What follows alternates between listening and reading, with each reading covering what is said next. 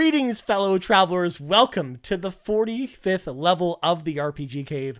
I am one of your hosts, Ryan Turford, the level 99 human archmage. Oh my god, everything's broken with the stream. You got it. If I don't, hover my mouse over Discord, apparently the stream itself freezes, which is just it's fun, great. Garrett. I love the power of technology sometimes, It's just great. Love it. We're given this problem again. By the Absolutely. way, the level 99 elf medic, Mr. Garrett Bland. Garrett, how are you doing in this lovely Monday evening that technology doesn't want to agree with? I'm doing great. I could do a huge long bit about this episode and the name of it, but I just want to mention, hey, Shining Force 2, now on Nintendo Switch Online. Yeah. People, you have no excuse. And I don't have an excuse anymore. Go play it. Go play it. That game is amazing. And I mean, it's just Camelot at its best. In fact, it was funny, Garrett, because how Mario Golf 64 actually came to Nintendo Switch Online pretty recently. Yeah. I was actually playing it last night, and I was playing Mario Golf 64, and I'm like, the music in this game, especially in like the really intense parts, sounds exactly like the music in Golden Sun. And I was like, oh my goodness, Camelot made this game, and they made that around the time they made Golden Sun. So it's like it all kind of like, and it also kind of sounds like the music that's in Shining Force. So it's just, it all just kind of like goes together. It's just awesome. I love that. The same developer that has made Mario Golf 64, introducing their classic Shining Force series. Yep. Shining Force 2 now out on Switch. Shining Force 2 wow. now out on Switch. I mean, to be fair, it was out on Switch for a while because it is part of that Sega Genesis collection that it goes on sale all the time. But, it's just one of those things where that's a thing. But that's neither here or there because, Garrett, we got to, clear the dungeon because there's some trash mobs here. We need to go, kill some of these before we get to the raid boss. So, folks at home, if you want to support the show, there's a number of ways you can do that. Number one, you can support us by subscribing to us on your podcast feed of choice. If you're watching right here on YouTube, but you don't maybe subscribe to us on podcast feeds, maybe go do that. Maybe go over to Apple Podcasts, Google Play, or Spotify. Maybe hit that subscribe button. Maybe leave a 5-star review, maybe on, say, like Apple Podcasts or Spotify or something like that. All that stuff helps the show get discovered in awesome ways. Also, if you're watching right here on YouTube, of course, like the video, subscribe to the channel. Make sure, in the comments, just let us know what you think about skill trees and RPGs. Do you think they're bloated in certain games? Do you like them? Let us know in the comments below. I would love to hear from you as well. And also, ding, ding, ding. Ring that bell for some notifications to be notified whenever all of our videos go live or whenever we're doing a live stream like this, because it notifies you for live streams as well. And then next up, if you want early access to this and all of our shows on the audio side, head over to Patreon. Patreon.com/carpoolgaming is how you do that. Throw a little tip in the old tip jar and out comes content, including we got some exclusive content over there. And it's not just early access. We got some exclusive shows over there. We got some exciting stuff coming up over the Patreon, so make sure to check that out. And last but not least, of course, we have a merch store. It's officially a thing. The link is in the description of this video or the show notes if you're listening on audio feeds. So make sure to check out the merch store, including the RPG Cave t-shirt, which I'm very excited about, Garrett, because my t-shirts are coming tomorrow. I've got my tracking information. Nice. I'm so excited to get them. I have one for almost every show at this point, so I'm very excited to show them off. Maybe next week I'm going to wear my RPG Cave shirt, Garrett, to kind of that'd be show off cool. how cool that is, because it's a cool looking shirt. Also, shout out to everyone who's been sharing with us their founders t-shirts, because our patrons at the $50 level, at the ultimate producer level, get a free t-shirt, and it's like a t-shirt that's limited to just that tier. We're not actually selling that t-shirt. That says basically our Carpool Gaming founder. Exclusive. And we've been getting a lot of tweets from people getting those. So huge thank you to everyone who's been tweeting at us saying that they've been getting those in the mail. And if you want one as well, you can head on over to Patreon, become an ultimate producer, and get one of those as well. Well, without further ado, Garrett, let's read from the sacred texts, because it is time to get into our next mechanic-centric show. We've done one of these already. We did one a few weeks ago with crafting, but we wanted to switch it up and do something different. We're going to talk about the skill mechanic, but also just skills and skill trees, and I guess in a lot of ways, Garrett, and tell me if you agree with this, because we didn't talk about this, of course, ahead of time, because the thought didn't pop up into my head until this morning about this, is that we could probably fit magic in games into the same kind of vein, because magic is technically a skill that you use in a game. It uses it for the most part. Yes. Yeah. I think it's the way the game implements it. Like magic could be very centric to Mhm. the game, and that could be a little different than, let's say, skills. But yeah, for 99.9% of the time, magic is definitely by Mhm. definition a skill. Yeah, I was gonna For say the sure. only times it really isn't is if you have a wizard class character in a video game, Yeah. but they make the regular attacks spells like something like Black Desert Online, which is an MMO Hmm. RPG. If you play like a sorcerer in that game, you don't attack with your weapon. You attack by like shooting You have a fireballs at little the pull enemies. or whatever. Yeah. Yeah. So you're not really just, using, your different you're not really using skills for that. You're just, that's just your Hmm. normal attacks. So, yeah, for the most part we're going to discuss all the things that kind of fall into that. So, I think the first thing we need to do, and we did this last time when talking about crafting, we need to, define what, the skill mechanic We're the is, educators. as well as skill trees and stuff like that. So, Garrett, start us off. Give me your Yes. your loose definition, not your, Merriam-Webster's definition of, skill trees and stuff like that. But what is your personal definition of what a skill or a skill tree kind of falls into? So, according to the Garrett Bland dictionary, of course, the definition of skills, it could be a very broad mechanic, especially it's probably in most games these days. A skill is an action of some kind. It could be passive or active, meaning that you can have it going on for quite some time, triggered by a certain event in a game, or you can actually have to be input by the user in some form or fashion, whether it's like a button and then like it has some sort of limitation to it, whether it be points, whether it be the number of tries in like in a battle or anything like that. And it's something extra or something on top of the basic attack or the basic move set that you already have. So that's what I think of it. And then of course some games by definition they just use skills and that's it. And so that's probably a little bit separate than the basic attack and skills. Some of them are kind of merged together. Mm. Man, let me tell you, skills, it's a broad category. It's been here ever since really video games have started, especially the role playing game Mm-hmm. really started.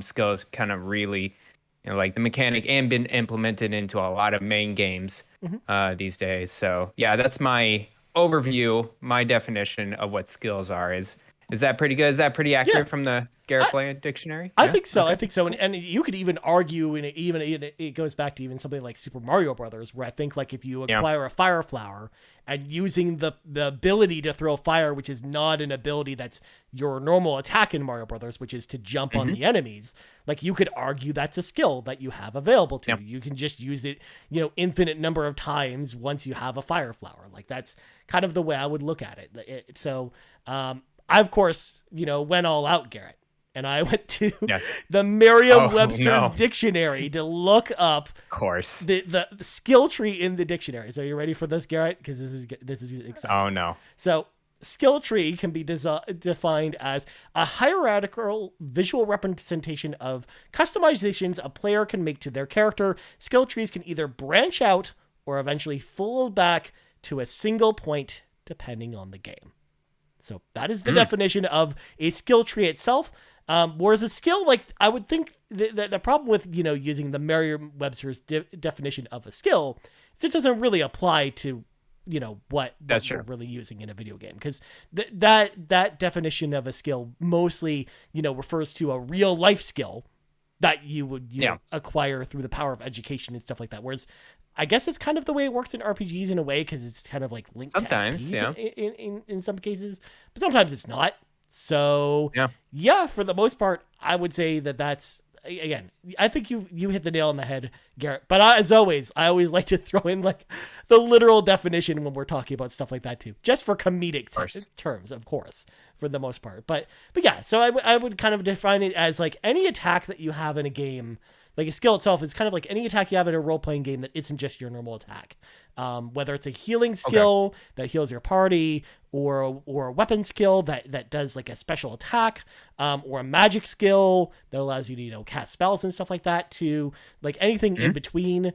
Like I would say anything that's not passive because there are passive skills in games. You have, stuff in Yes. skill trees that give you passive skills, which basically give you like a certain buff that just progresses throughout your entire experience, or they might, have something that triggers on a certain effect. But for the most part, I think like skills that we're going to talk about here are very much going to be, active skills, things that you actually Yeah. use throughout your journey. But then I think it's also fun to just talk about skill trees themselves, because I don't know about you, Garrett, but revisiting and doing some research for this topic and seeing, just how ridiculous some skill trees can be in some games. In fact, Console They can Kato be. actually found this amazing picture from this one game when we were putting Oh no. thumbnails together for the show, Garrett. There must have been like 2,000, skill tree points on the skill tree in that game. It was just I like can't deal a with those. screen, like super zoomed out, and it's just dots everywhere. It All just these different dots, and it's just like a freaking web that just goes everywhere. And it's like, oh, I know those games. I know Yeah. exactly which game I'm thinking of right now that And I has mean, that. And I, you'd think they're oof, fake photos, but no, it's real no, they're real. which is it's just silly to think about. So, though, with that being said, and we're kind of following a lot of the same formula we did from the crafting episode as well. So I'm going to ask you similar Yeah. questions that I'd asked you last time about this. Starting with Garrett, Yeah. what do you think makes a good skill system in a game, as well as like a good skill tree? Like, what do you think? What type of balance do they need to strike with that? Yeah, that's a good question. And there's, a lot of games have great kind of balance to their skill tree set. It's normally just like, a mix of passive and active. You got, as you said, attack or defense. What I really look into a skill tree though is like, or just skill set in general, is like, am I using it? Am I using this enough in my game?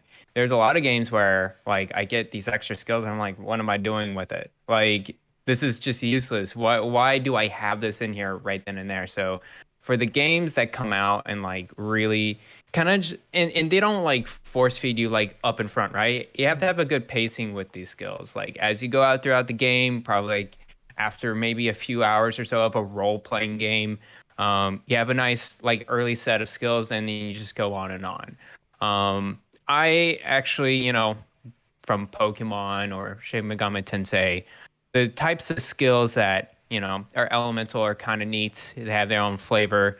I get kind of a little tired of here's the next damage level of skills, Yeah. It's like there's these tiered systems going. I'm like, we're going to go through this again. I know exactly what the skill is. It's just a higher power, a higher attack. So, I like a good mixture of things. So like not just this, not get rid of like this tiered system. Give me like good diversity among your skills, Mhm. both attack and defense, buffs and debuffs. I think that's what Shin Megami Tensei really does well. Other than the elemental attacks, is the buffs and debuffs, and then there's so many in between of skill sets between the monsters. So yeah, that's what I think of it. It's just like I want to be excited getting into and customizing a skill tree. I want to make sure I maybe I don't have a plan built out. Maybe for an MMO you do. But let's say Assassin's Creed or anything like that, I go to the next thing that looks cool and it's like, okay, bring me to that end point. Mhm. So that's what Borderlands does very well is too, is like what is that ultimate skill in that one branch? Oh, I definitely want that. Let me try to get there. I think it's good to have an objective sometimes in your skills and skill customization.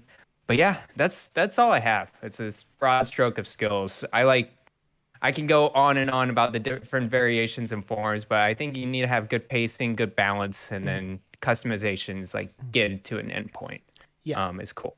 Absolutely, and Hmm. I think you hit the nail on the head when you talked about the idea that skills are things that you want to use, that the Yes. game encourages you to use. Because I think one of the things that really makes skills in games really exciting is just things like flashy animations or some Hmm. visual distinction between like your normal attacks, let's say, and then your special attacks or your magic or whatever skill that you're essentially using, Hmm. but also just feeling like you want to use them, because there's nothing worse than having like a skill system that you have skills, but they're worse than your normal attacks because a lot of times you have to do some menuing in order to get to them, or if they're like Yeah. they cost resources sometimes, depending on if they require like skill points or magic points or what have you.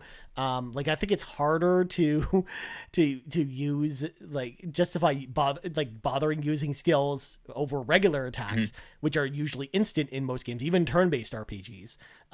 If they don't really do anything, if they kind of fall flat. So I definitely think like the desire to use them, and again the just flashy nature, I think definitely helps, just adding some kind of visual flair to it, even if it's not much. At least there's some like diversification to it, and kind of like balance is another thing that you mentioned as well. And I think that's an important key as well. Like a good skill system is really well balanced and not too overpowered. Because I talked about, a second ago, like how weak attacks can negatively affect the experience, but also attacks that are too strong can negatively affect things too. Cause like, there are some RPGs, for example, like, older RPGs, what they'll do sometimes is they'll have like a flashback section or a section of the game where you're traveling with like this, like, crazy overpowered character during like a specific story section. Like one example I'll give is in Final Fantasy VII. There's a section of the game that takes place during a flashback which is like Cloud's kind of like first mission as being part of Soldier, and he travels with Sephiroth, who is a level 99 character. So when you're traveling with Sephiroth during the like 4 to 6 hours that sequence takes place in, any combat encounters, because there's actually a bunch that it throws at you, Sephiroth can basically use skills that will instantly kill all the enemies, and then the battle's just over. So it's like, well, what's the point of even having these battles then? Especially because it's a flashback sequence too. So it's not like you're earning XP for your current version of Cloud, because it's a flashback. So it almost feels like busy work at that point, and it's mostly because of skills that happens. Because the skills are very overpowered, and it kind of like throws the game's balance like out the window, essentially. So I definitely think that's kind of that, and also just like a good skill system, as well as one that doesn't overload you with skills either, like one that has like enough skills that you feel like you've got enough tools to work with outside of your normal attacks, but also not too many skills, especially like MMOs, for example, can sometimes fall into this pitfall of having crazy, man. Too many skills. And that's why there are certain, mice out there that have like, the 12 buttons on the side of them, in addition to all your other buttons on your mouse. And then you still don't even have enough buttons to use all your skills in some games. So it's just like, so I think like those things really make like a really good skill system, is good balance, the desire to use them. And then of course, just having them not be overpowered. But Garrett, on the other side of the coin, what do you think makes a poor skill system? And also like, what are some examples of like poor, like skills that aren't really that great that you've had a chance to play with in some games? Yeah, that's a good question. Yeah, what really turns me off is what exactly you said, is the MMO and like the skill assignment. Like I understand people wanting to get into those games. They understand the assignment, man. They like build up their character, like just levels. Like I had to look up on Elder Scrolls Online, literally walkthroughs from third-party websites, and just like, okay, what is the damage? Was like dark elven assassin, like that type of, like, you got to be very specific. It's like, okay, this is what you do, and I'm like, I don't want to do this. Like MMO, sometimes it just gives you too much. At least Elder Scrolls Online, I think it gives you a little bit too much freedom. Yeah, funny you say that, Garrett. Yeah, and sorry to interrupt you, but I thought of a good point to kind of branch off of that, is that like there was a time, I think it was around Cataclysm, which was like the 4th expansion for World of Warcraft. They decided to kind of prune a lot of the skills by basically taking out a lot of the skills that really aren't useful. And then that way you have less buttons you have to press, and less skills that you have to work with, and kind of leaving you the skills that you really need. But so many players complained about that because they didn't like the fact that things were taken away from them, even though they were not very useful, that they actually backpedaled on that. And now if you play, like a World of Warcraft now, you've got like 30 or 40 different skills per your character. And how many buttons, like, there, unless you like bind them to all the keys on your keyboard, Garrett, it's like, well, I don't know how I'm going to have access to all these at once. Like Right. it's Right. very silly. So yeah, absolutely. Yeah. That's a very common thing in MMOs in particular, for sure. I remember playing Maple Story as well, and one thing that really threw me off coming back into it is like they just try to refresh the skills as much as they can. It's like, okay, here's the new set of skills. We refreshed it after, like 6 months. And I'm like, guys, I just don't like I understand being dynamic, but don't be too dynamic with your game. Where I'm just not familiar with it. I think another thing that's unappealing is like skills that are repetitive. Mhm. There's some games that it's like, okay, here's a one, let's say medium physical attack. And it's like, okay. And then the next skill you learn is two successive weak physical attacks. And I'm like, wait, are you serious? Like, I just got this. Why are you giving me this? Mhm. Shin Megami Tensei does that quite a bit, actually. And I learned to optimize the skill move set and borrowing from different monsters.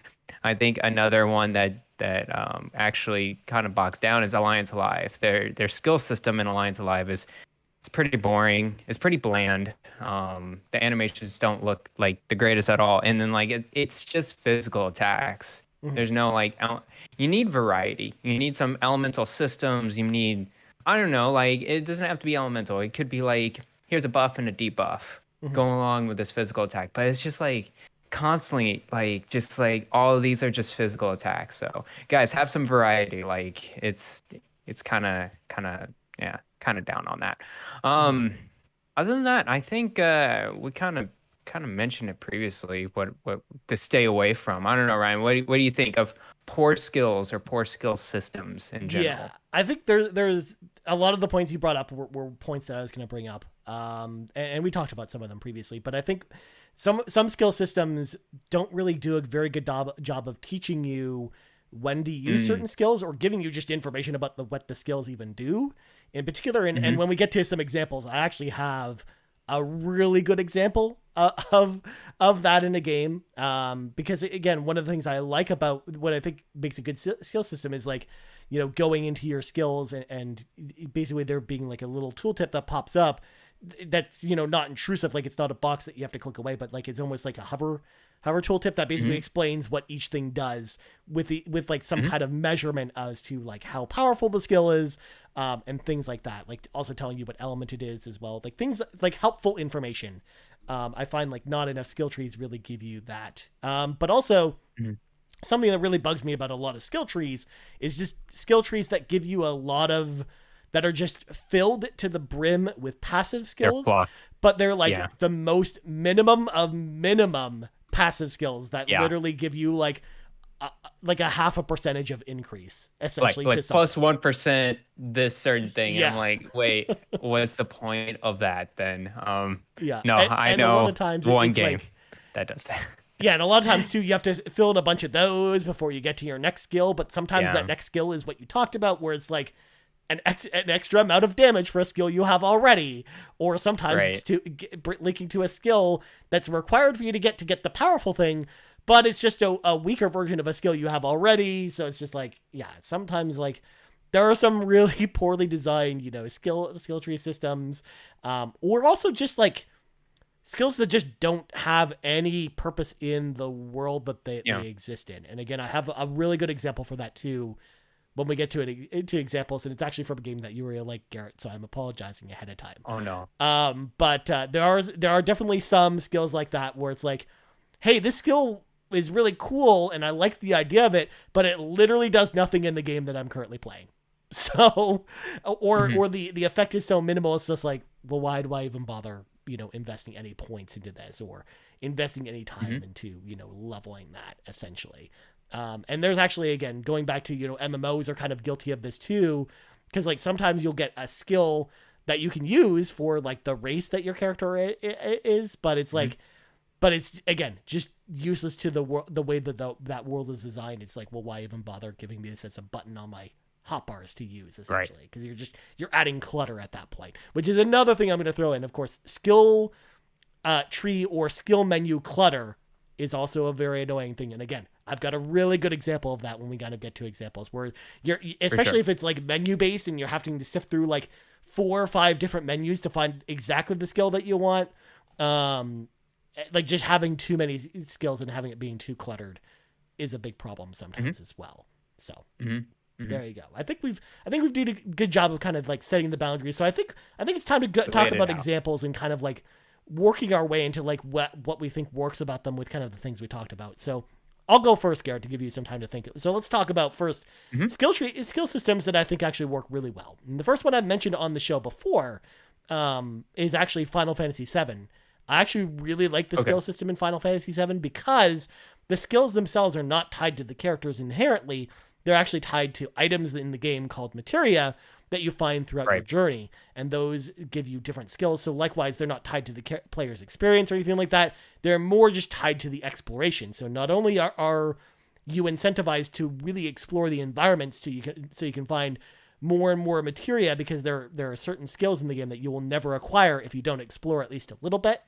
But also, it gives you like a really good ability to customize your character however you want to customize your party, essentially. Now, mind you, there are some really overpowered skills in the game, and to the point where, like, when you get to some of the end game content in Final Fantasy VII, the original, it will sometimes become the repetitive thing that you talked about, Garrett, where you are using the same, summon skill over and over again. You're just like, I just wish the Knights of the Round animation was like 2 minutes shorter, because I have to sit through it like 10 or 12 times in a row but to kill this boss.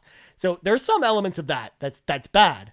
But for the most part, I love the ability to really customize your skills in that game between all of your characters, but also, again, the way that it affects the gameplay and the exploration of the game, I think is actually a really positive thing. Plus, not only that, but it also makes it so that, you can kind of roll with whatever party you want to throughout the game, because the skills aren't really tied to those particular characters.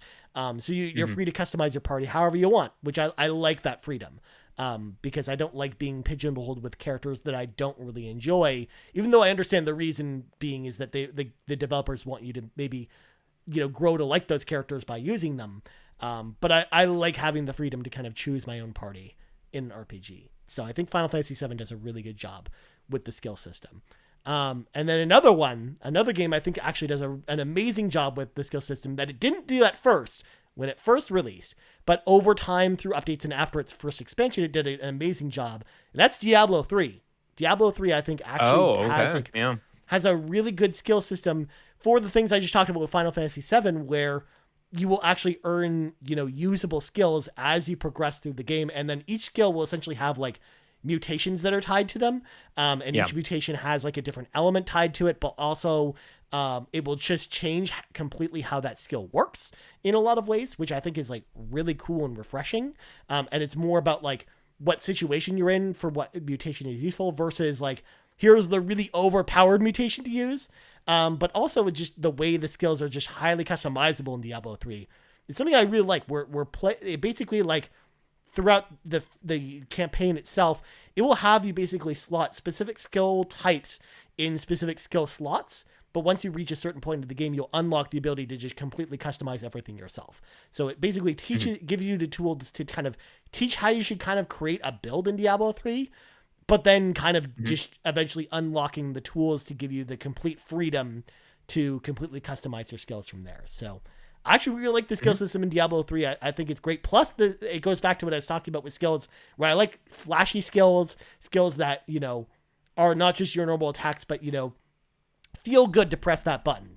And I think Diablo 3 actually does a really good job with it, especially with like some of the ultimate abilities, like your Archon ability, for example, as the sorceress. It just makes you feel really powerful. Like it gives you the sense of power, and it has like a really good power progression to its skills. So I think Diablo 3 is a great example of a good system. And it didn't when it first launched, because it was kind of clunky and all over the place, but it definitely evolved to the place where I think it has like a really good skill system now, and it's a blast to play through because of that. And then the last one I'm going to bring up is a game, Garrett, that I know you haven't played. I know it's a game that Rebecca just talked about pretty recently, and that's Chrono Cross. I think actually Chrono Cross actually has a really good skill system, and it's actually similar to Final Fantasy VII's, where you'll find skills that you actually equip to each character throughout the game, either in the open world or you can actually buy them from a store, essentially.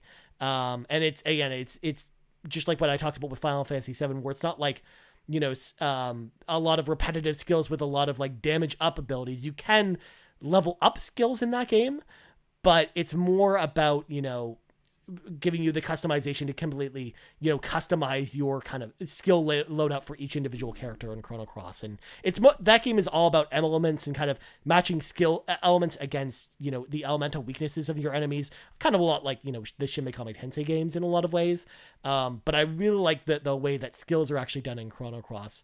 And then, again, a lot of it comes back to the stuff I talked about with Final Fantasy VII. So I'll keep this a little bit short, but I think Chrono Cross does a good job with that as well. So Garrett, now that I've kind of given like my 3 really good examples, first of all, what do you think about my examples? But also, I want to hear some of yours as well. Yeah, no, I really enjoyed those examples, especially with Diablo 3. It does, like, in the end, I remember being super powerful, especially with the skills I've had. And it felt like I was familiar with them, even though that they've been enhanced or mutated or whatever. And now I got like all these buffs and debuffs. Diablo 3 is a really good choice. What was the first Final Fantasy VII? Yeah. Now that one is interesting. I actually played that for quite a bit on my Switch. I didn't finish it yet, but I think that's the one thing that threw me off quite a bit. And frankly, that's Final Fantasy series in general is the skill system in these games. They like to be unique, which is cool. It's great. It just really threw me off. I was like, wait, I'm supposed to grab an item and put it on my character, and that's how it gets. Yeah, so I just got to get more familiar with it to get acclimated and go through the game to realize its full potential. So it's definitely unique. I'll give you that. And not only that, but like the summons and the spells you get toward the end of the game too just look really, it looked amazing back in 1997 when the game came out. I mean, I know they look kind of cheesy now, but they felt powerful to cast, to the point where you've got, like when you summon Bahamut, and it summons this giant dragon that comes down that like lifts up the battlefield and it blows up the battlefield. Like all that stuff looks really cool in action, and it makes me the using the skills in that game like really rewarding and fun. So I like that aspect of it. Nice. But Garrett, well, yeah, I definitely have. Yeah, I definitely have some examples, and let's just stem off of the Chrono series. And I just want to just recommend, and I think I just like these type of systems. So I'll recommend Chrono Trigger. I think it has a fantastic organic skill system that's infused with your companions. I think it's cool that, as you get more familiar with the battles and skills for the companions you choose, you get the more combined attacks together, and then you kind of experiment of like what's the best mixture of companions that you want later on as you go throughout the game. And so I feel like it definitely one of the more unique experiences, and it's an older game. And I played it last year, and I'm like, wow, how is this skill system, this organic companion skill system, have not been like really been transitioned to other RPGs? I'm actually quite surprised that it wasn't around so much. But in the end, it was really cool to see that, okay, here's my ultimate party, my ultimate members, and then they have a really cool attack that goes all together and really destroys the enemies out on the field. Yeah, guys, like Chrono Trigger skill system, super cool. I think the one downfall of it is that you don't see it at all. You don't see a map of it, which is fine. I think that was just the game designer's decision to do that, and maybe. Well, it was also to encourage you to buy the newest issue of Nintendo Power, Garrett, to get the guide for Chrono Trigger. That's true. To figure out, what characters you had to pair together with the specific skills. In fact, it was a skill system. First of all, it was one that I actually would have picked for my list, but I wanted to leave it for you because I knew you'd probably say it. But it was a skill system so good, Garrett, that they didn't even use it in the sequel to Chrono Trigger. So it's just they just completely had to re-innovate or refresh it. So that's kind of funny. No, and to your point, that's a Square Enix thing for sure, especially with like Final Fantasy 2, because they do that. They have a different skill system in every Final Fantasy game, other than like the first, like 4 through 6 actually had very similar ones, but for the most part, other than that, you had like it was different for almost every game, which is kind of it's just all around. It's kind of crazy. It's like you kind of just relearning a game in Final Fantasy, which is cool. I think it's like that's why there are fans of those series. All right, so another game I want to shout out, and it's an indie game. I've been probably mentioning this here on out about the soundtrack and art and everything, but I'll mention it again. It is Transistor. I think it has one of the more superb skill systems I've ever experienced in a role-playing game. And the reason for that, it's basically a crafting and skill system combined. Basically, what you have is you have 4 slots, or how many slots you have as active, and then you have slots that are passive. And you have these attributes that you collect over the course of the game. And whether you put that attribute in an active or a passive or even enhancement system of an active skill, it completely changes your gameplay. And so you can mix and experiment all you want of what type of kind of long or short range attacks do you want? Do you want an enemy to like be friendly with you or confused, or do you want to slow them down? You just got to mix these attributes together to create your perfect like kind of combination. I think it was just a brilliant idea to pull together this mixing system. I think it had great balance to it, especially for a sizable, digestible game like Transistor was. So I want to shout that out. Ryan, did you play Transistor and remember the skill system at all?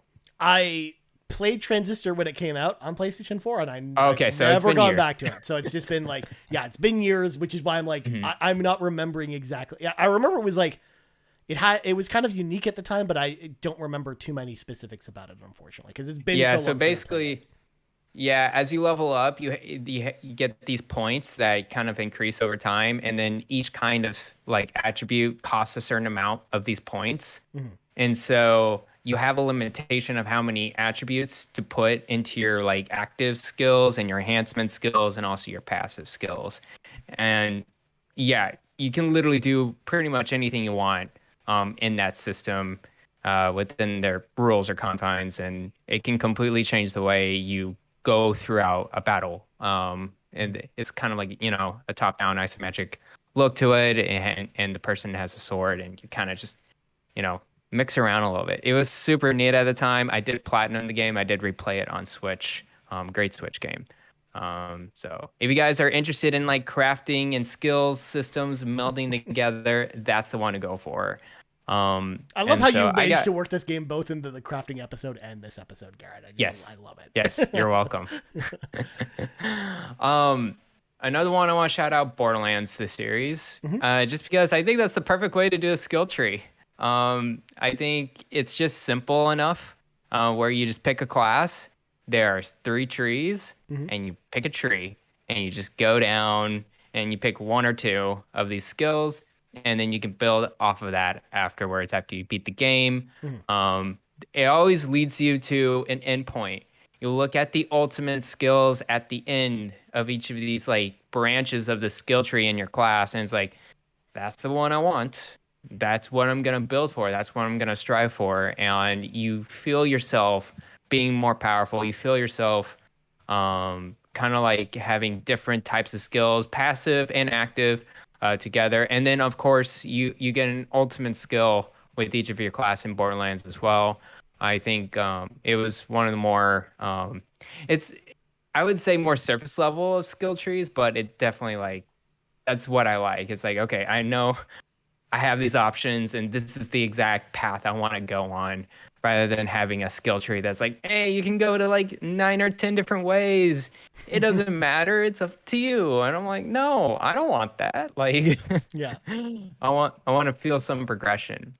And then the last one I want to mention is actually my game of the year is Nobody Saves the World. Okay. I think they did a very good job at the skill system, because basically as you go throughout the game, you unlock the forms, and these forms have the skills in there. And as you progress those forms, you get more of their skills, either active or passive. And then you can mix other skills into like other forms. And so like the slug may have the mermaid tail, or like the zombie may have the magician hat. And then basically you build off of that, and you can make basically like transition, kind of like mix any kind of skills you want into a character. And it didn't seem overly complicated, just because it has just such few slots, and you're just like, okay, just pick a few, and you can just like move them around anytime because it's an active system. So you can just like go in the menu. It's like, okay, I just want to change it to just flip one or two skills in a form. So it definitely is accessible and give you a lot of freedom in terms of active combat. So yeah, those are my kind of my top choices. 3 action RPGs Yeah. and 1 turn-based. I'm a huge critic when it comes to the turn-based games. I still love them. Sometimes the skills though, I'm just like, I Oh, don't trust know. me, Garrett. Like, I'm the person who loved the turn-based games. Even and I had 2 of 3 on my list. But yeah, when I get to some of the other examples, you're gonna find quickly that I don't have love for some of them. So, yes, or just some games that I really love sometimes just have really bad systems as well. yeah, Which is just we love those games, in spite of that sometimes, or sometimes we put them behind because we're really enjoying the story or something like that. And actually, I want to give 2 shout outs before we moved on because I actually didn't keep one on my list because I figured actually it was one that you might have brought up, Garrett, even though oh, you might have kept it off because you talked about this game all the time. That's Skyrim. I actually think Skyrim has oh yeah, Skyrim, yeah, has a really good skill system. In fact, what I like about Elder it Scrolls, really and does. we've talked about that before on the show, is the fact that the skills that you learn and the basically happen as you use them essentially. So as you Yeah. use your sneaking in the game, you'll level up sneaking as a skill, which will allow you to unlock a bunch of different skills that go along with that. And each of those choices feel really meaningful. However, the reason I wanted to bring up Elder Scrolls, Garrett, because transitioning to the worst skill trees in games, there's one school of magic in Elder Scrolls, Garrett, and you might not be on the same page with me. That it absolutely defines what something I talked about with what makes a bad skill tree, which is a skill tree that would be useful in the real world, but not useful in the game environment that the Elder Scrolls is based in. And that is the alteration skill tree, Garrett. The alteration magic skill tree, such Yeah. as you have unlimited water breathing, even though there's very small rivers in the game, or you have the ability to walk on water. Even though, again, in Skyrim, there's not there are some large bodies of water that I guess you could take advantage of it, but it's But it's the most useless thing useless. in that game. It's just well, why would I Yeah. ever invest points in this unless for whatever reason I've invested all my points everywhere else and this is the only thing I have left? It feels like just a useless part of the game and again, I get it why they keep it in the game because they've been having alteration as a part of the Elder Scrolls experience going all the way back to the first Elder Scrolls game, Arena, but it's just if you want a prime example of a skill tree in a game that actually has a really great skill system that just doesn't need to be there or doesn't really add any purpose to the game, in my opinion anyways, Garrett, is the alteration magic skill tree system. Well, you don't have to use it in the game at all. Oh, You can completely ignore it if you want to. It's just silly. It just doesn't need to be there. But so sorry to pick a game apart that I know you love. Speaking of games that Garrett really loves that I'm going to pick apart, The Witcher 3. I don't. I kind of agree with you. So keep on going. Because it goes back to what I was talking about with negative skill points, where I'm investing points into skills, but I really feel like I'm getting not anything out of it. I feel like the skills are too not weak getting in anything. that game. Yeah, there are certain use cases for some of them, but when you invest points into Geralt, I feel like I was just wasting my time investing points because I wasn't really getting anything about it. The basic attacks were better than all the skills in that game for the most part. So Yes. yeah. So as good of a game as The Witcher 3 is, I definitely think the skill system in Witcher 3 is I kind of a down point for that game. And actually Cyberpunk 2077 also kind of suffers the same problem as well. I do think it is better, and there are some better skill system or skill tree stuff in that game, but The Witcher 3 in particular, it just, when I was playing through that game, I would level Geralt, but it was to get just extra stats. I didn't even I got to the point, Garrett, where I got to a certain point in the game where I was I'm just not even gonna bother investing skill points in my character because there's no point to it. In the middle of the game, it didn't matter for me. I was like, okay, no, this game is not about the character. It's not progressing the character at all. It's about everything else that's in this game. So yeah, no, totally agree with you. The skills was a low bar. Yeah, and I've got a couple more. And of course, Garrett, I gotta bring in some older games in the mix. and one of them is one of my all-time favorite RPGs, Garrett. But the skill system in this game in particular is bad, and that is Lunar the Silver Star on the Sega CD. Beloved game, one of the games that got me into RPGs. But the problem with the Lunar in particular is, number one, you have a ton, and I mean a literal ton of bloat in the menu system for your skills, because sometimes, like, you have one character in the game in your party called Mia. She's a sorceress. Basically, like, her attacks are super weak, so you're going to be using her spells all the time. But her spell page, when you get towards the end of the game, Garrett, is like 10 pages deep. So you gotta like scroll through pages and pages and pages of stuff. Plus, the spell names in that game make literally no sense. So Garrett, no. I want you to guess. If I was to tell you there's a spell in that game called Little Litany, what do you think that spell does? Little Litany? Little Litany. What do you think Little Litany does? I feel like it's like a little fire candle spell of some kind. That's what I think. It's the basic healing spell in the game where you heal MP. Oh.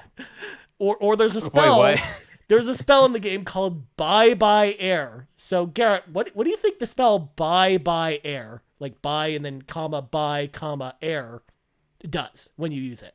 It suffocates the enemies. That's what I think. It takes the enemies, lifts them off the ground, and throws them off the screen, instantly killing them. Oh, that's...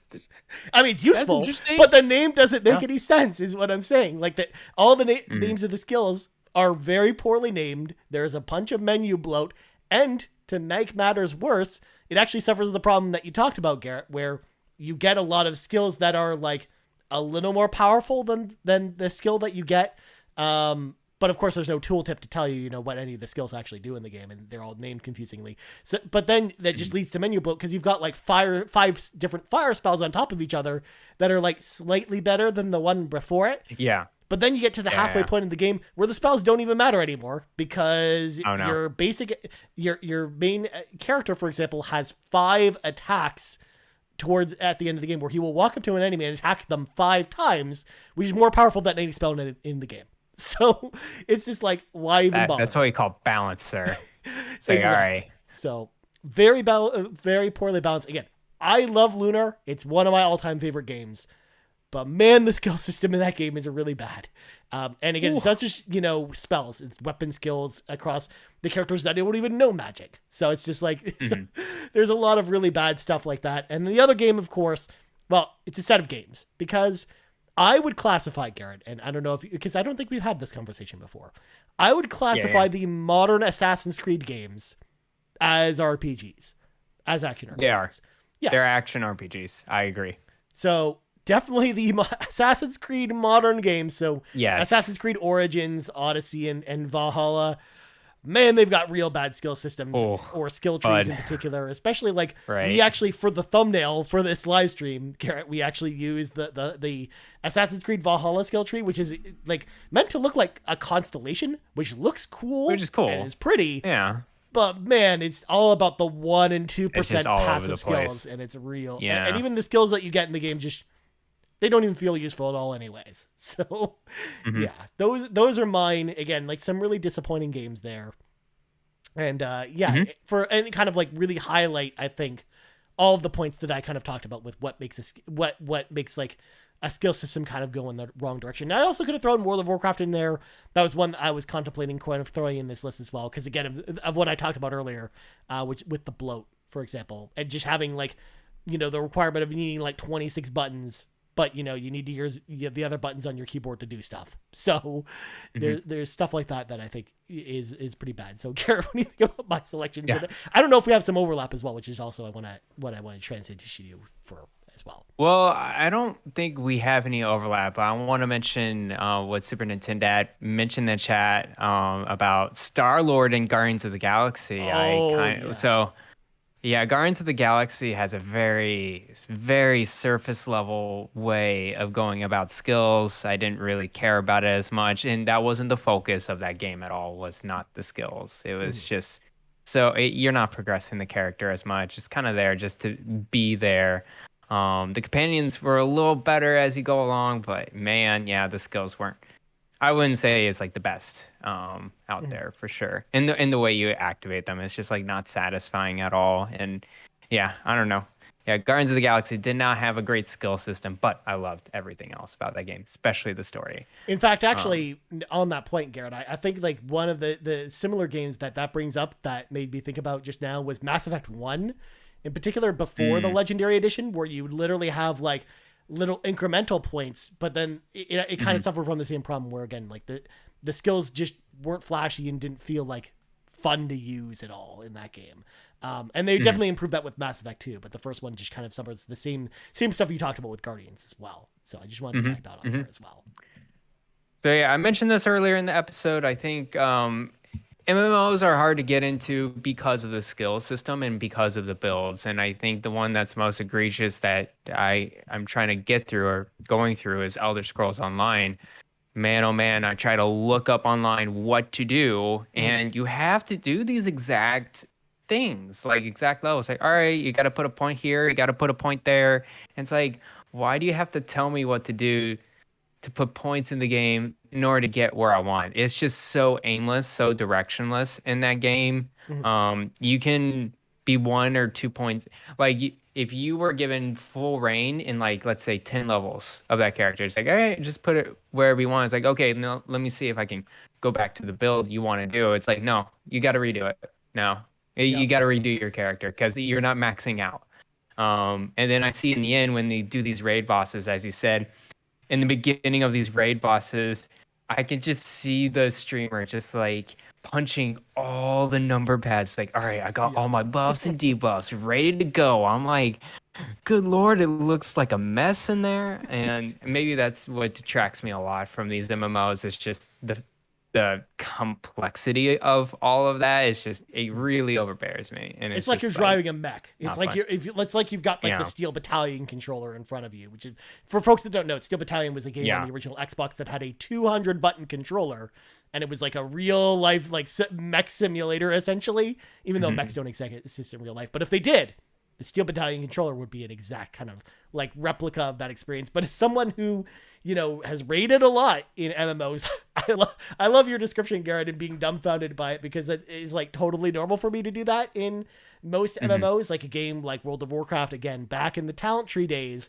of Cataclysm or Mists of Pandaria, I would go to sites like Icy Veins, which are specific websites devoted to just that, writing Yes. specific guides to mid maxing your character class, essentially.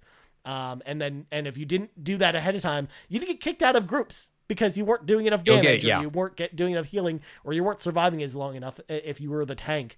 Which is why, like, I like the Yeah. simplicity more of a game like Final Fantasy 14 because it just gives you the skills as you progress through the game, and then everyone Yep. has the same skill set across the character classes. So the only difference is like your arm, like what your gears are like, and then the whole chase in that game is to kind of get Yeah. better and better gear essentially, rather than trying to make sure that you've got your exact kind of build the way you want it, and then kind of because then obviously there's no real point to builds then if everyone's just going to choose the same thing at that point, right? Hmm. So yeah, Hmm. there you go. Yeah. Anyways, continue, Garrett, because I think you might have more examples as well. Oh, for sure. Speaking of fluff, in the definition of fluff, I think this is where the Assassin's Creed games got their great constellations from. Mm-hmm. That's Final Fantasy X. That Yeah. game, I can't, man. That what made me drop the game is Yep. the skill system. Like, why do you have to make this come like the most complex web of skills I have seen in my entire life. Mm-hmm. And each and every one of them, as he said, it's like, it's a 1% this way. It's 0.5% this way. Oh, if you go here, you're kind of connecting the dots. And like, there's just so many systems of allocating points into that skill tree. I can't. Yeah. Like I had that in that stupid sports game that they Oh, try to teach me for like an hour. Blitzball, I I think forgot it's it's what it's called. Blitzball. Yeah. Yeah, yeah, yeah. Oh Yeah. man, that game is real bad. I mean, like, I'm sure it's, I people sing the praises of this game. They love it, and I'm like, guys, the skill tree is just Yeah. it really boggles my mind. Well, I think a lot of it Um, just has to do with like that was the Final Fantasy that honestly a lot of people that are you know, now in their 20s really grew up with because they grew up with the that's true. PlayStation 2. That was like their childhood system. So like I can definitely Yeah. understand it from that perspective. And I know like Final Fantasy 12 is definitely the better of the two games, but I think it was definitely harder for people to get into that one, especially because it was more like an Mhm. MMO that you played by yourself rather than a traditional Final Fantasy game, essentially. And its skill system is like crazy complicated too. So it Yeah. also kind of does like the web thing as well, where it kind of goes all over the place as well. It just goes crazy. I Yeah. know someone else pointed that out in chat as well. So I can't scroll up or else it'll freeze the video on the on the stream. So I'd Oh, get it nobody was give this. Blaze Knight said it. Oh, Blaze okay. Knight did say Final Fantasy X. So yeah, Shout out we're to all Blaze Knight on for the that. same page. Also, I want to before I All go back to right. you real quick, shout out to Ginji Yeah. 37 as well, who brings up the Esper system being really good, and it had some great depths of story as well. A Hmm. skill system having a backstory was unique for its time, like that. Yeah, because Oh, essentially you that's had cool. like different elemental, like the summons that you have in Final Fantasy. Essentially, they were different, elemental beings that you like equipped to your character, and then they gave you different skills as you kind of leveled your character, which I thought was Mm. really cool. And it was actually something they tried to bring back in Final Fantasy VIII with the Guardian Spirit system, but that system wasn't nearly as good or complex, and you didn't have the backstory of a lot of the different like espers Mhm. themselves, so it wasn't as good. Mhm. But anyways, continue, Garrett. Gotcha. All right, the last game I'm gonna just pick on is actually my one of my favorite turn-based series and my childhood favorite, and that's Pokemon. Yep. Pokemon does not have a good skill system. And I didn't realize it as a kid, of course, because I think it's good for kids. It's a baby's first RPG because it's really simple. You go in and you have a Pokemon and you have four skills and you just choose. And Hmm. it's like, all right, let's go and let's go throughout the battle. I think that's totally great.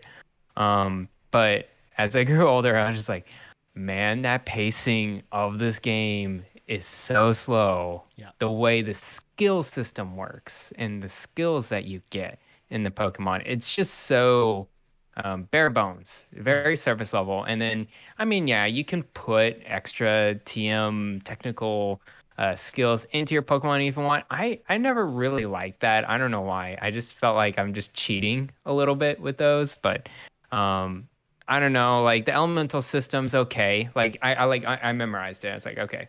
And it's just super easy once you get that elemental system down. You kind of basically know how to beat every single Pokemon, and there's the buffs and debuffs don't really do much Mhm. in this game at all. Like defense down. It's like, okay, you put my defense down. I'm gonna tackle you, and you're gonna die. Like now. Like, Yep. why do you have this in the beginning of the game, where you don't really need it? I think so. That's probably the fault of a few things there. It's probably the battle system itself, along with the skills that kind of just goes with it. But other than that, I love my Pokemon. Yep. Pokemon's great. Um, Shin Megami Tensei does improves a lot on the battle system and the skill system itself. The buffs and debuffs are Mhm. worth it.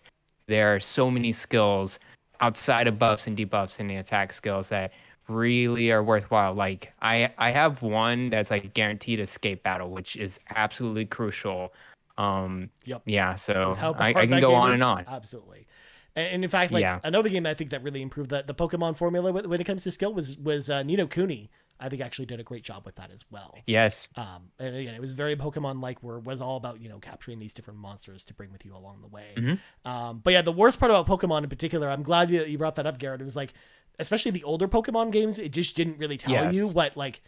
It had the same problem we talked about with Lunar, where it didn't tell you what any of the skills did, and then it'd be like, well, which one of these do you want? Like, here's this new skill called something, but in order for you to learn Yeah. it, you've got to unlearn one of your skills, but you don't know what that new skill that you're learning actually does. So, unless of course you got the guide from Nintendo Power, so it's just like you have no idea like whether or not you're putting this skill in, if it's actually should I replace this attack? Is this an attack skill, and should I replace one of my attack skills with it, or is this more of a technical move? And kind of going from there. Also, Mhm. shout out to those early battles in Pokemon where you fight a Pokemon and they don't even bother attacking you. They just cast a Yeah. spell to At just all. do accuracy down over and Splash. over again. Exactly. Thank you, Magikarp, with your splash, your Exactly. flail. They just let you just trounce all over them because, I mean, Again, like the technical moves in that game don't really do anything. There's no point to them, I don't think. Like whenever I play Pokemon, it's just like, just give me all the attack skills. I don't need any of the technical moves unless they're for like exploring the environment, which is also another annoying thing because you got to remove skills in some of the games that you would actually need in order to give your Pokemon the ability to cross like water or to fly over obstacles and stuff like that, which is also annoying anyways about those games.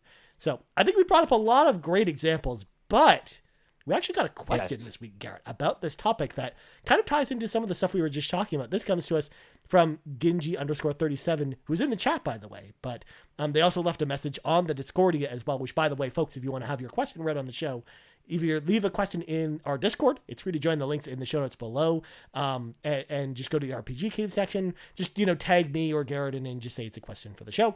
Or if you follow us on Twitter at Carpool Gaming, put up a question post over there as well. So their question says, definitely not a fan of complex skill trees. I don't want it to feel like I'm learning calculus or geometry while I'm using a skill tree. My favorite skill tree is in Ori and the Blind Forest. Nice and simple, yet it felt rewarding when you unlocked a new skill. Now, what's a game's skill tree that you did start off hating, but towards the end of the game, you actually ended up enjoying it? So, I actually read this question, and honestly, it was tough to come up with answers for this one because, I mean, I've been playing for games for like RPGs for so long that it's like, in a lot of ways, I kind of have a good idea as to like whether or not I'm going to enjoy a skill system in a game like pretty early on. And it's not very often that a game will let me down in the back half of the game when it comes to skills. So I think this is actually a tough question for me to answer. And actually, funny enough, I actually had one that came to mind, but unfortunately I lost it while we were talking for the last 20 minutes, Garrett. So I actually forgot what it was. So while I try and remember what that game was, Garrett, do you have one that a skill system that kind of turned you around at all? I think one game I actually keep on playing. I'm still playing it now. It's very slow because I only do it like very short time, very short bursts during the week. I've been playing Tales of Hearts on Vita. Okay. And the skills initially, and I feel like a lot in the Tales games. I don't know. Like I feel like I'm doing something, but it doesn't feel like I'm doing something as I like turn on a skill or do a certain thing. I don't know. Like there's a lot of systems going on with the skill system in Tales games. What's really turning me around in Tales of Hearts is just like as I keep getting characters or keep getting familiar with it, I'm able to do awesome combinations with my characters and action attack skills in these battle systems, which really made me turn it around. It's like, okay, this is getting cool. And then I also can control other characters too. So I've been flipping from the main character to other characters in my party. I'm like, oh, this is neat. It's like actually putting in a lot more different flavors of the battle than I didn't have previously. I love the fact that it actually lets me auto allocate the points in that system to get whatever I kind of want from that character, whether it's support or attack or whatever, which is super neat. I don't need to really think about it too much. I just do an auto kind of point allocation, and it just kind of generates a lot of skills for me that I put on my character, and I can actually auto allocate those skills too. So I like the automation part of that game as well. So yeah, that's what really turned me around. That's a good example, actually. And I think that the Tales games have only gotten better with the skill system as they've progressed. Like the modern Tales games, what they're all about is, the skills in the modern games are almost like, different, ways of mixing up your attack combos, essentially. And it's almost like playing a fighting game. With the modern Tales games, especially with something like Tales of Arise, where unless you're playing as Rinwell, which is like kind of like the party's sorceress, for the most part, all of your abilities are kind of like instant attack abilities. So they're kind of like flashier versions of the main attacks, but then they deal more damage or they have a certain element attached to them. And you're kind of like weaving them in and out of like your basic attacks in a really like neat and cool way, essentially. Whereas the older Tales games, you're definitely right. They are a little more clunky when it comes to that stuff. But yeah, the auto, point allocation and stuff like that, I think it's like really good for those games as well. So if you don't want to worry about all those extra systems, you really don't have to. You can just kind of enjoy the combat of the game for what it is. And actually, now while you were, thankfully you took some time away from me, Garrett, because I thought of my example again. I remembered it. Oh. And my example is actually the Fire Emblem games. It was a skill system that I didn't really like at first. In fact, it just boils down to the weapon system in general, where I didn't like the idea of your skills and your weapons only having a certain number of uses to them. But throughout the game, I kind of understand why they did that, because it doesn't bog down the notion of having to worry about managing MP as a separate resource, essentially, where essentially, the weapon uses or the magic uses were essentially the MP or the skill points that you had in the Fire Emblem games. So it was a system that I didn't think I would like at the beginning, but I definitely liked more the more I've played the Fire Emblem games. And I think it's definitely another system that over the course of Fire Emblem's history, I think has gotten better with each game. With Three Houses in particular, where I actually liked the skill system in that game. I didn't really care for the squadron, stuff that you had to do. That was a little weird. Yeah. Your militia skills, but beyond that, I liked kind of the skills for each character and the customization that comes with that as well. So that's a skill system in a game series that I personally didn't, jive with at first, but I actually liked over time. So there you go. Anyways, did you have any final thoughts? Because I think overall, we did a pretty good job of kind of talking about skill systems. I think we brought up some great examples, some not so good examples, but then also talked about, what we liked and didn't like. So final thoughts, Garrett? Skills are great. There are some great and bad examples of skill systems. I think the one thing I want to see in the future with skill systems is make it just a little bit more organic than what they are now. Because I feel like every time we're following the structure, it's all right, here's the level. All right, here's the skill. And then that's the progression you are in the game. And that's how we make the balance. And I'm like, there's got to be a little bit more to it. I feel like that's the next thing that these developers need to realize to get past this skill tree or skill system or whatever. It's just make it a little more organic. You can create the framework, but how can you use a certain skill over time helps you go to the next thing. And that's why as you said, Skyrim a lot is because you're focusing on a certain attribute or a certain skill and you're building that up. And I think more games can do that, or more games can think about how to progress better in the skill systems than what they already have now.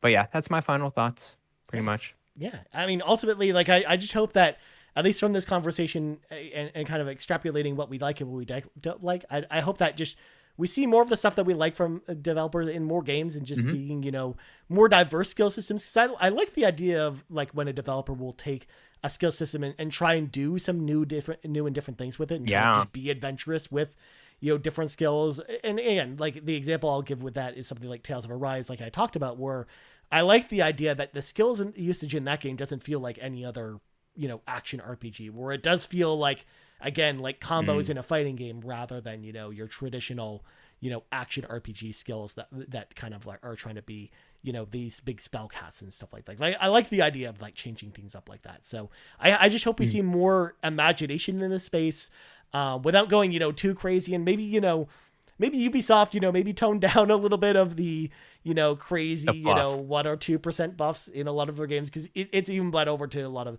we didn't talk about a lot of their other games, but a lot of their other games are kind of adopting the same thing. In fact, I'm going to be real sad if cause we know that the new Splinter Cell game is coming. I'll be real sad if the new Splinter Cell game gives you a giant skill tree and it's just 0.1% to your ability to break someone's neck. Your stealth ability. Yeah, exactly. To whatever that even means. So I just love to see new ideas when it comes to skills. But anyways, Garrett, we should probably wrap up this conversation. But before we go, Garrett plugs go. You can follow me on Twitter at Bland Explosion. You can also find me on the Nintendo Shack, part of the Play Some Video Games Podcast Network. We're live every Thursday nights at 9:30 Eastern, 6:30 Pacific time over at twitch.tv/PSVG. If you want to hang out, talk about some Nintendo news, There you go. Nice. Also, it was a great episode this week, Garrett, because Elaine came back. Yeah. Finally, that was a super awesome show. Elaine did come back. I was Yeah. so glad to see her. It was a very back. nice surprise. Yeah. Yeah. Hopefully we'll see her on the show more often as well. But as for me, you can find me on Twitter at Ryan Turford. You can find us on Twitter at Carpool Gaming, on YouTube at youtube.com/Carpool Gaming, on podcast services around the globe. So for Garrett Bland, I'm Ryan Turford. This has been the 45th level of the RPG Cave, and we're out. Bye-bye.